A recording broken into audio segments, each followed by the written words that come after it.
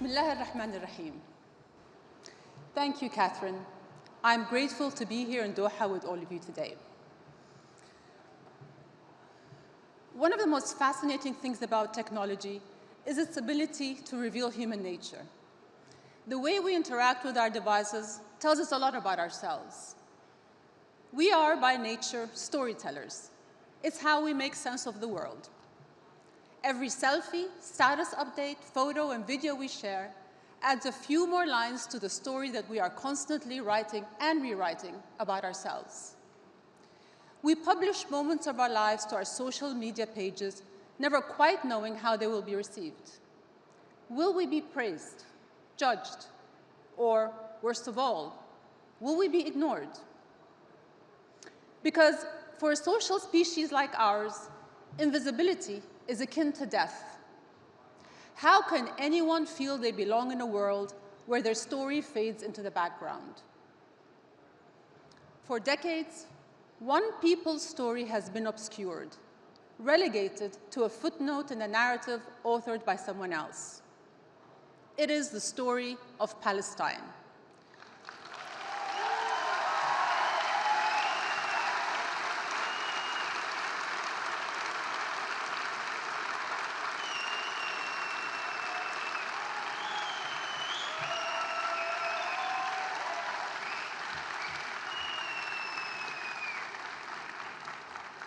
The story of Palestine, whose people have been pushed to the periphery, just out of sight and out of mind. For too long, Palestinians have been dehumanized and discredited, turned into a people unto whom anything can be done without consequence. Their status as an occupied people is glossed over. Their diverse population of doctors, educators, and activists is disregarded. There are many attempts at nonviolent resistance, from historic strikes and civil disobedience to Gaza's Great March of Return, have been crushed, even criminalized. Instead, Palestinians are reduced to antagonists in someone else's story. They are cast as terrorists and security threats, nothing more. Yet, today, for all the cruelest reasons, Palestinians have come into the world's field of vision with sharper focus. And 3/4 of a century since the Palestinian-Israeli conflict began, millions around the world are getting their first glimpse at what it means to be a Palestinian today. In the wake of the war in Gaza, many of us have seen our social media landscapes redrawn. The colorful feeds on our phones have given way to monochrome, white shrouds, gray rubble, and black and white screens warning of sensitive content ahead. I sometimes hesitate to reveal what is behind the warning screen, because after more than 140 days of war, I know what awaits. A harrowing snapshot of life and death in what has become the most miserable place on earth. Babies covered in searing burns, children with bloody bandages where limbs should be, mothers peeling back shrouds to kiss angelic faces goodbye. Scrolling through these images of a merciless war, I find myself thinking, it can't get any worse. And then, it does. The bar for humanity keeps falling to new lows. Actions that were once unthinkable are now commonplace. Hospitals under fire, houses of worship destroyed, civilians killed with white flags in hand. How can we possibly make sense of that? The fact is, when one side of a conflict has been robbed of the right to tell its story, we're left with an incomplete narrative. The current iteration opens like this. The war began on October 7th.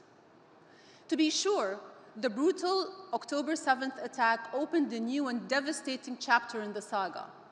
But the larger story has been unfolding for more than most of our lives.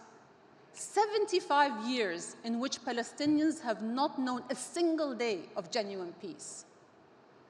Acts of war are not always as clear-cut as an airstrike, an ambush, or an abduction. Sometimes violence takes the form of a crippling 17-year blockade, as decades of almost daily deaths, It appears as checkpoints, a separation wall, armed settler violence, detentions without charge, and the indignities, the endless indignities of life under occupation. At The Hague last month, while presenting Israel's defense against the charge of genocide, a member of its legal team argued that the historical context of the conflict was irrelevant because, for him, October 7th was context enough. That's the trouble with so-called cycles of violence. No one can agree on where to start the story. Each side instinctively centers the suffering of their own people and minimizes the other. A posture enabled by digital echo chambers that reassure us that our opinion is the only credible one. The historical story of Israel centered on World War II, the Holocaust, and the Jewish people's desire for a homeland. Yet, this account has overshadowed the Palestinian story, the Balfour Declaration, the ethnic cleansing of the Nakba, and the decades of displacement, dispossession, and illegal military occupation that have followed and continue to this day.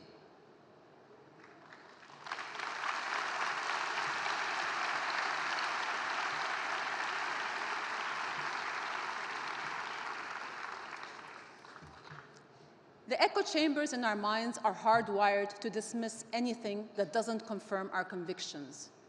Yet the war in Gaza, live streamed to the world, has brought into full view the power imbalance that has dictated the story of this conflict.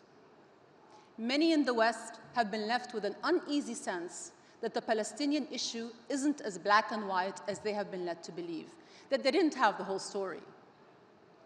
It's uncomfortable to challenge long-held beliefs, but beyond the comfort zone of the familiar lies the opportunity to understand, connect, and grow. One can acknowledge that for many, Israel's founding countered a historical injustice, while recognizes that it created another that has yet to be resolved. You can condemn the killing of Israeli civilians while affirming that absolutely nothing could ever justify the annihilation of Gaza and its people. But many who have expressed these sentiments have faced a backlash, as if it's a crime to place equal worth on Palestinian and Israeli lives, as if Palestinians exist outside the limits of our humanity. Yet, just as stories can dehumanize, they can also empower. They can help us see our own humanity reflected in another's eyes. Over the past few months, many Gazans have been thrust into roles they never asked for. Photographers and content creators turned war correspondents, reluctant spokespeople for Palestinian suffering and strength. For those living half a world away from Gaza, it can be difficult to relate to a faceless people under attack. But that distance falls away when scrolling through the Instagram grid of a cheeky teenage boy in northern Gaza. His sense of humor may remind you of your son, your little brother, yourself. Yet, he is joking at the irony of surviving months of shelling only to potentially starve to death. Another brave young woman shares updates from a sea of tents in Rafah. When the lack of clean water forced her to cut her curly hair, activists across the world cut off a lock of their own in support.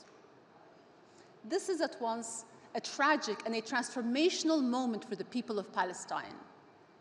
Just as their lives are crumbling around them, people everywhere are connecting with them. From London to Madrid, DC to Dublin, people are mobilizing for Palestine in unprecedented numbers. Jewish activists around the world have been some of the loudest voices calling for a ceasefire. Murals of Gazan bloggers have appeared on European streets. This new generation of citizen journalists is being credited with humanizing the people of Gaza. The tragedy is, Palestinians have been human all along. It had just been simpler to believe otherwise.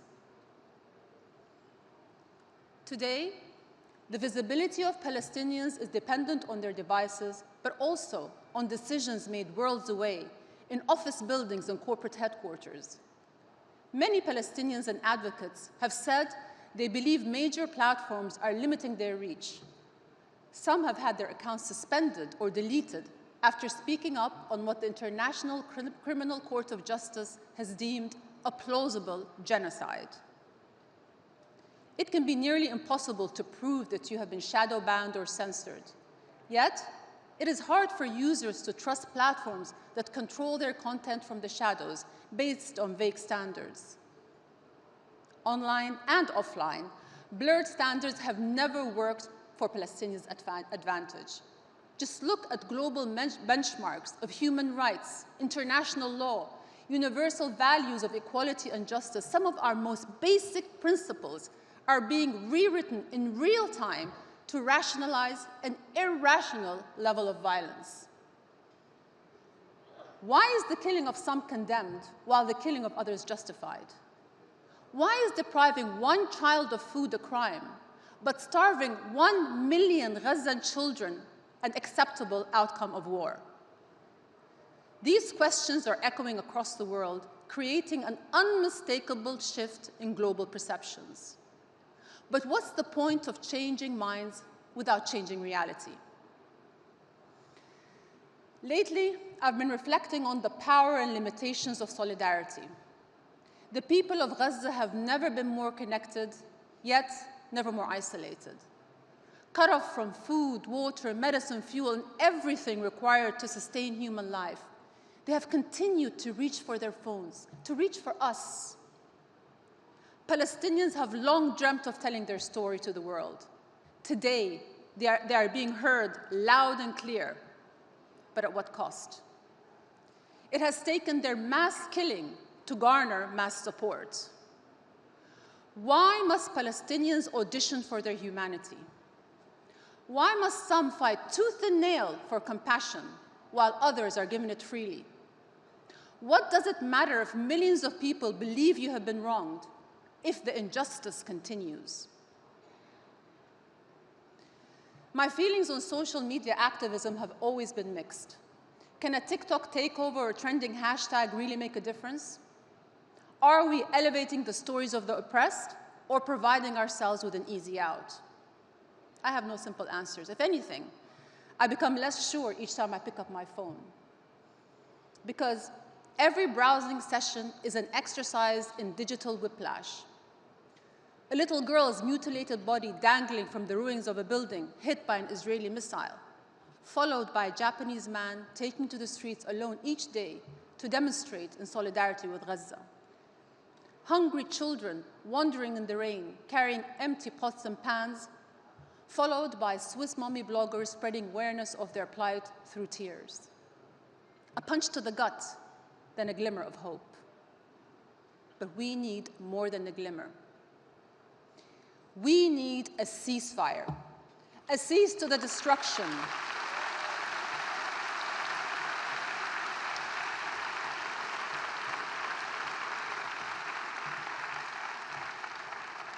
A cease to the destruction, a cease to the displacement, a cease to the deprivation by design. This war must end now. The inhumane obstruction of aid delivery must end, and the hostages and detainees on both sides must go home. But that is only the beginning. Ultimately, Palestinians want what most of us take for granted: the right to self-determination, the ability to govern their own lives in dignity and security, freedom from occupation. These things are only possible through the establishment of a sovereign Palestinian state living side by side in peace with Israel.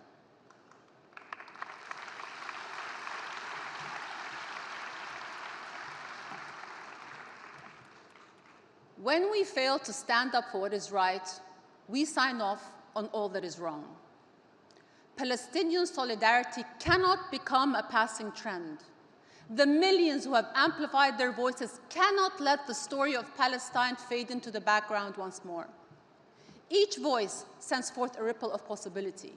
Together, they can create a new reality for the people of Palestine. Public pressure can rewrite the future. Collective action has compelled leaders to take steps once thought impossible: to abolish slavery, to end apartheid, to take down walls. But make no mistake, there is nothing more powerful than an informed, indignant global community calling for an end to a great injustice. Because change is possible. Injustice is reversible. But the onus is on us. As Martin Luther King Jr. once said, change does not roll in on the wheels of inevitability, but comes through continuous struggle. We must insist on a world where peace, dignity, and freedom are inevitable. For you, for us, for the people of Palestine. Because their story is part of our story.